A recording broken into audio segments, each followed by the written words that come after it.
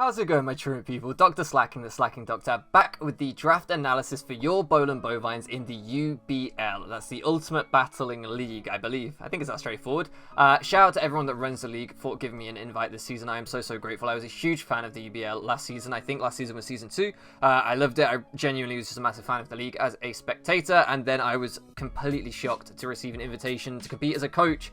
Flattered and honoured. So yeah, I'm just delighted to be a part of this, to be honest. I think I'm the smallest channel in the league and stuff, so yeah, I just feel privileged to be here.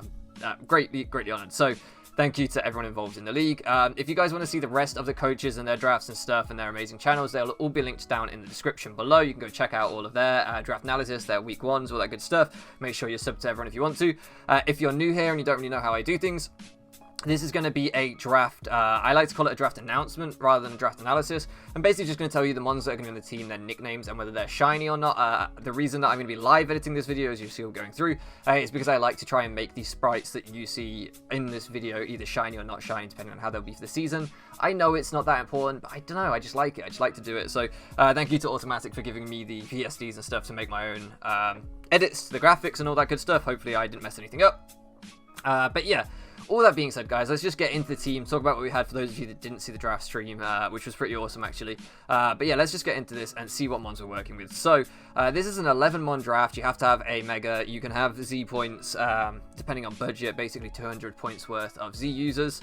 So, if you took, say, Tapu Koko at 200 points, that would be your only Z user if you decide to choose that. Or you could take, I don't know, something at 60 and 140 and use those two, for example.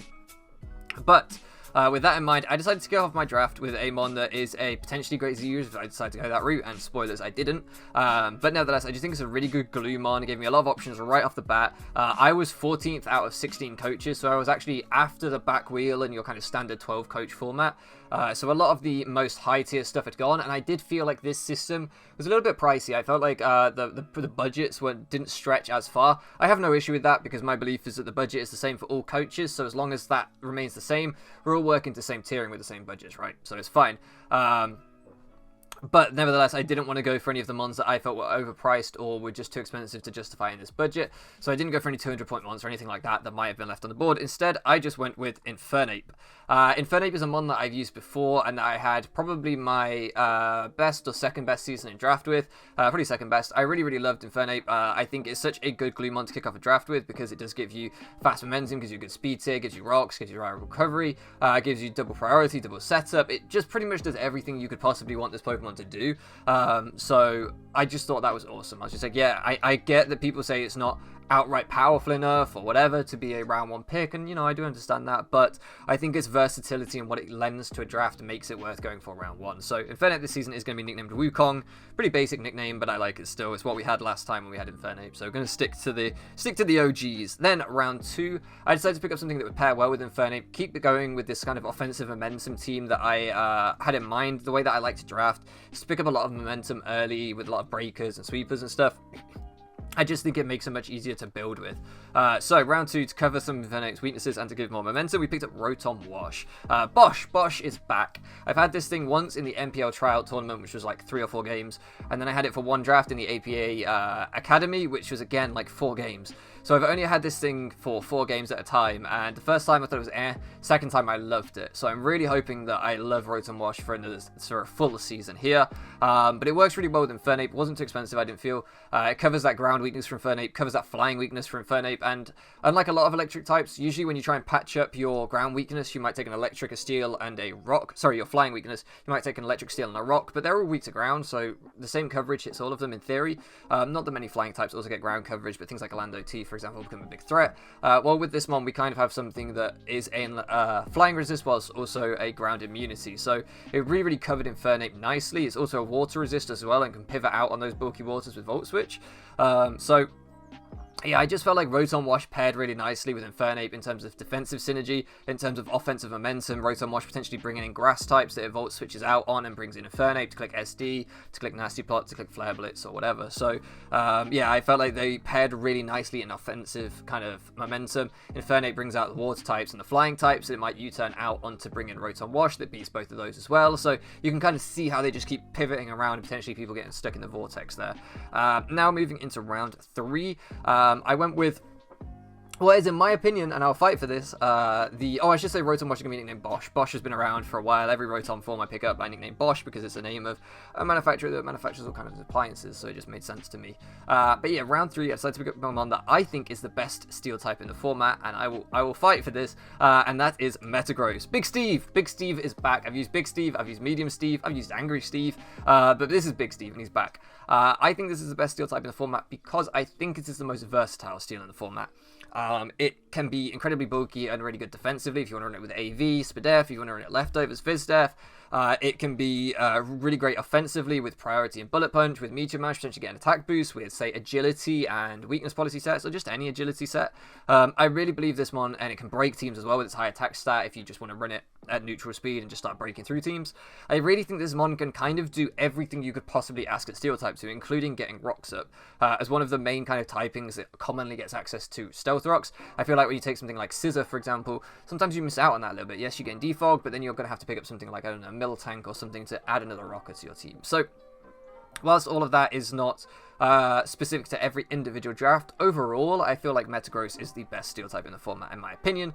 Certainly for its pricing, I think it provides the most value. So, I really, really love Metagross. As you can tell, I think it's fantastic Mon. And again, it gives me another Flying Resist for Infernape, which is incredible. It gives me a Grass Resist for Rotom along with Infernape, which is incredible. It gives me... I'm sure it resists something else as well, quite important. It gives me a good Rock Resist because my Fighting type at the minute in Infernape doesn't resist Rock. And of course, Rotom Wash also covers its Ground weakness too and its Fire weakness. So those three, you can kind of see how they're all covering each other. They make a really nice core together. Double Rocks and 1 Defog as well. Double Momentum in there. There's just a lot there that I think is really, really useful when you're building. A lot of kind of boxes ticked right off the bat. So... yeah, I'm really hoping that Metagross can do work this season. Big Steve is back, and I'm hoping he'll be as good as last time. Round 4, I went for a more offensive Mon again, as I picked up Diggersby. This is a Mon that I've never used before, but I think is fantastic. Great Scarfer, great Banded Mon, great Agility Mon, great Swords Dance Mon, I think. Obviously, Huge Power is a pretty broken ability. This thing is just great. Dual Stab is pretty nice because the common things that resist, not immune to, but resist normal are Rock and Steel, both weak to ground. So really the best check to this thing, if it's spamming normal moves, is Ghost types, and a lot of teams don't pick up Ghost types in draft. So I do think Diggersby is great. It's a little bit slow, which is its really main drawback, I think. And it's not super bulky either. It can be a bit frail at times. But, you know, maybe we can make it work. I think it's a very, very good Mon. It feeds into that momentum core I was talking about, being able to come in on some of the things that the other Mons don't like, and being able to pivot out into some of the things I do like. For example, Flying types wanting to come in on ground coverage. If we U-turn out and bring in a Rotom Wash, then suddenly they're trapped in the cycle again, and you see how it goes. But it can also break some things for each other, like bulky Fire types, stuff like that. Bulky Steels, bulky Rocks. It kind of helps Infernape, Rotom Wash, and Diggersby all kind of beat through bulky Rocks and Steels, which is really, really nice, as you'll see with my next pick, Y. But yeah, I think Diggersby can do some work this season. It is going to be nicknamed Warren. And of course, another Spike setter as well, or the first Spike setter, sorry.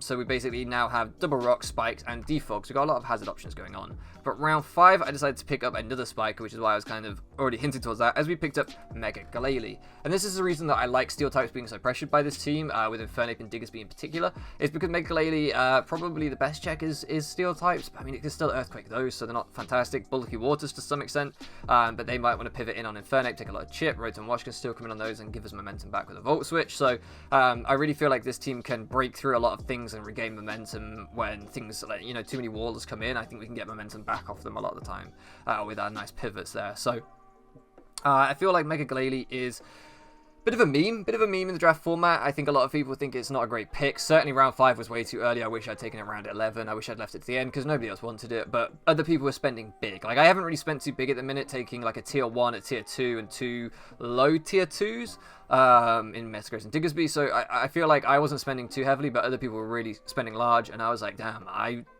I don't even look like I want a cheap Mega right now, and I know I do, so these people definitely going to have to take cheap Megas, so I kind of panicked and picked up Glalie a bit earlier than I expected.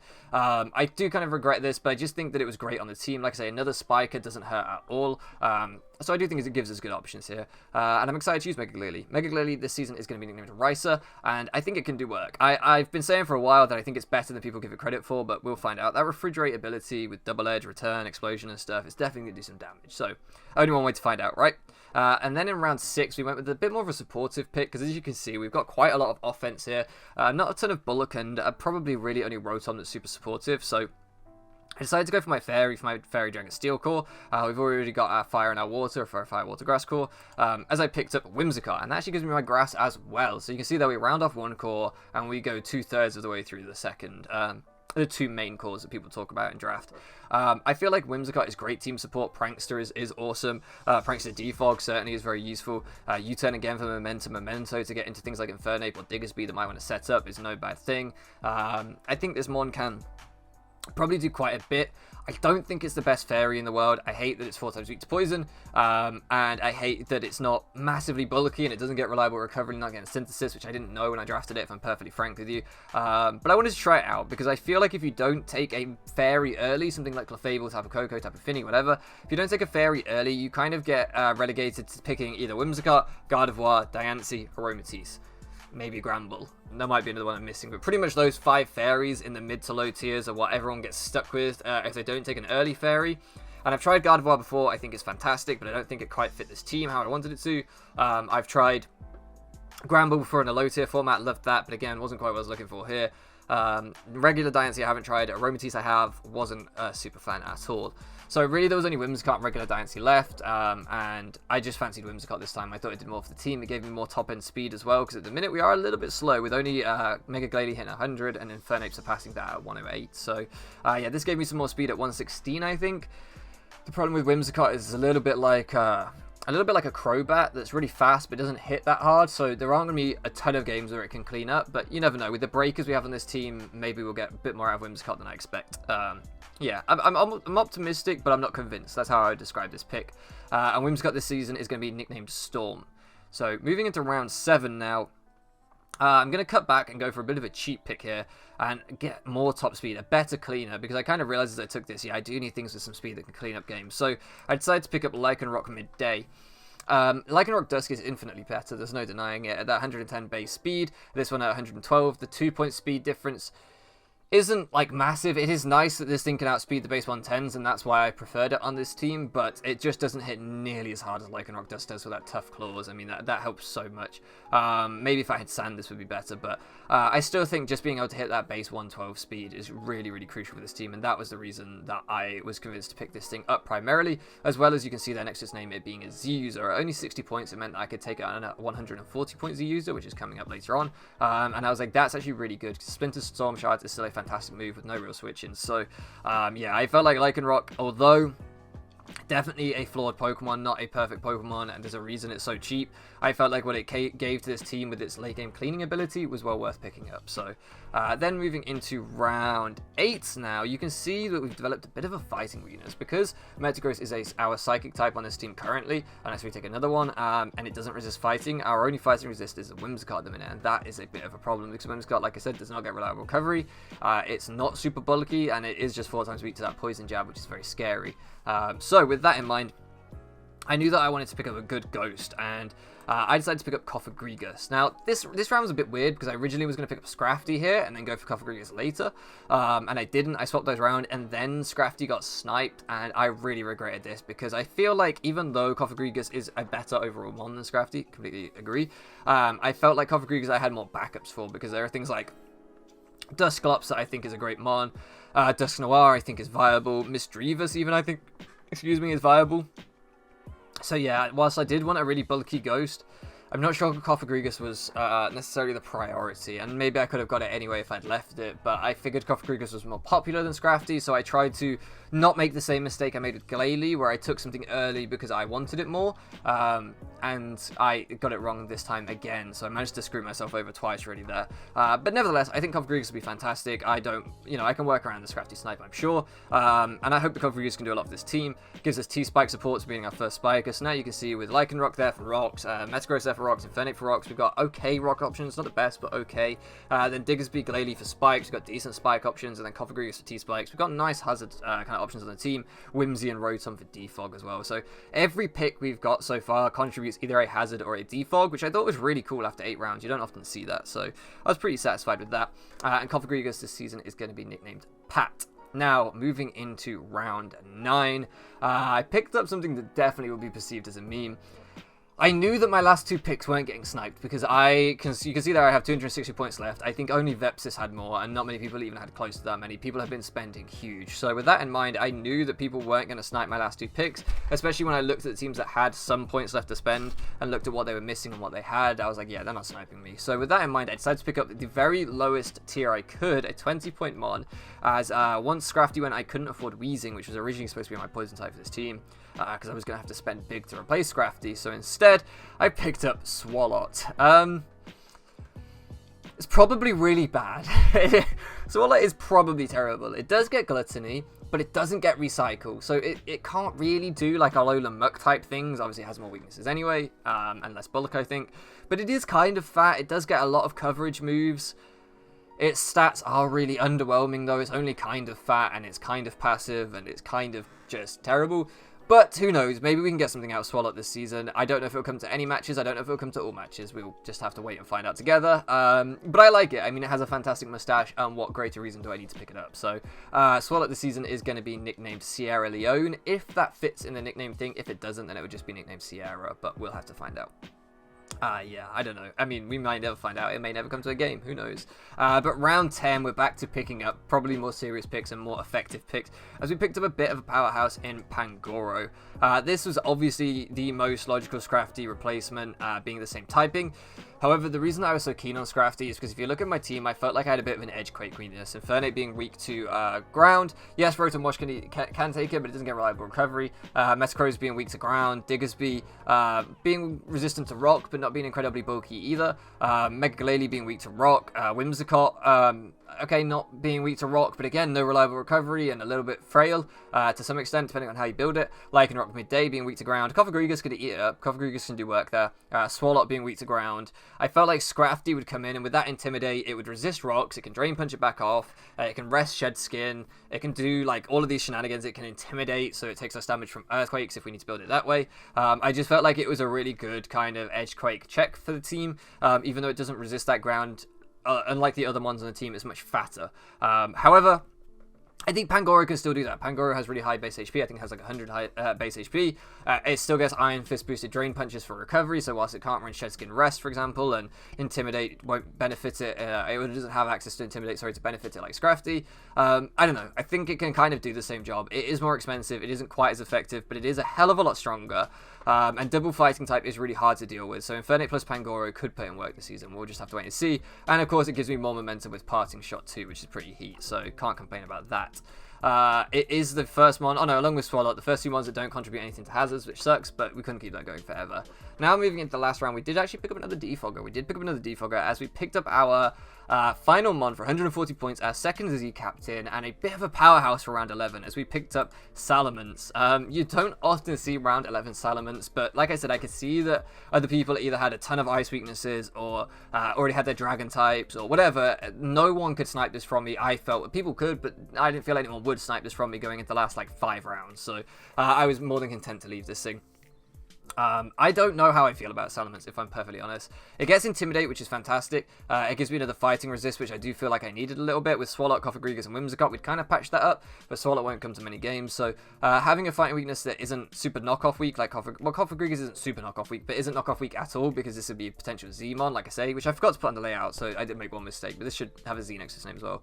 But yeah, with this being able to carry Z, like knockoff won't do anything to it, so if people want to make a prediction of Cofagrigus coming in on a fighting stab, and I switch into this instead and eat it up and then threaten it out, I feel like Salamence can do a lot. So I don't know, I'm still not super convinced because I've had Salamence once before and I didn't enjoy it at all. I ended up trading it mid-season, but my front office absolutely swore it was the best pick for the team, and I'm, contrary to popular opinion, always willing to listen. So who knows, maybe it will put in work. And I've realized I missed out Pangoro's nickname. Pangoro is going to be nicknamed Onigawara this season, and Salamence is going to be nicknamed Emiliano. So hopefully they can put in work. Hopefully they can all come through for me. I don't know, I have a feeling we'll probably make trades at some point this season, but I don't know for sure. Yeah, watch this space. Regardless, I am super hyped to be in the UBL, and I hope you guys are hyped to see this content on the channel too. There's some great people in this league, some people that I've battled for, some new people, and a lot of people that I'm just, like, on a personal note, very excited to battle because they're people I've always wanted to go up against. So yeah, I'm super stoked for that. Shout out to my front office for planning this draft with me. I mentioned them there briefly at the end of Salamence. As ever, they are a tremendous help. So yeah, thank you so much for loafing around with me, guys, and I'll catch you again next time.